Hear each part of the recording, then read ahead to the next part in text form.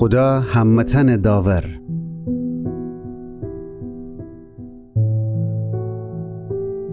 ای خداوند، ای او خدا که انتقام فگیری تی قدرت نشان بدن. ادونیا داور ویریزو پر ادعایان کردکاران جزای فدن. گناهکاران تا اکی پیروز و سربلند بده. تمام ناجور آدمان شرم نرده و ستم کنده و ناجور گبان زنده. تی قوم جبین برده و تی غلامان ظلم کنده. بیو زنکان و غریبیان و یتیمان کشده.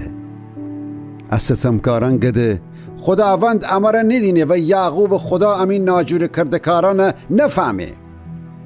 ای می قوم چرا اندر نادانی سید هکی خیدی عاقل بید. یعنی خدا کی امر گوش فده خودش نشنوه؟ اون کی امر چون فده خودش ندینه؟ اون کی همت قومان جزای فده یعنی شیمی جزای فنده؟ اون کی همه چی انسان اموجه یعنی ننی که شما چی کدن دارید؟ خداوند آدم فکران جا و خبرداری سه و دنی که اوشن چندر پوچ و بدون ارزشی ست. خوشحال اونی که تو ای خداوند اونه ادب کنی و تی قانونان اونه اموجی. اجور آدم او روجن میان که تو گناهکاران گرفتار کنی و جبین بری خیال جمع در امان ایسه. خداوند خو انتخاب بکده قوم ننه و نشه و اشن جه خاطر نده.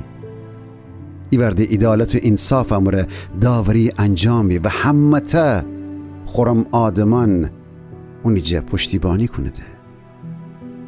کیسه که می بالا خیر ویریزه و گناهکاران جلو بیسه.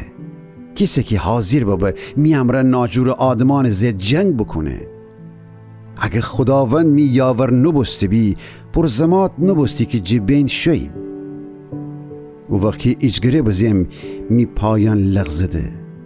تو ای پر محبت خداوند می داد فرسیوی می دست بیفتی. و وقتی می فکر غرصه داره و می دیل قرار نره ای خداوند تو مره دیل تسلای دی و می فکر آرام کنی. یعنی شرور حاکمان تی حمایت امره بهره برده که قانون نام امره هر جور ظلم انجام دهده.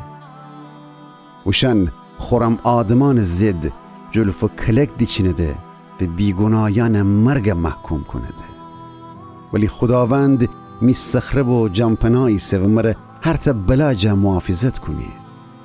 خداوند شروران و ناجور آدمان او کارن وسیکی بکدد جزا فده و اوشن جبین بره.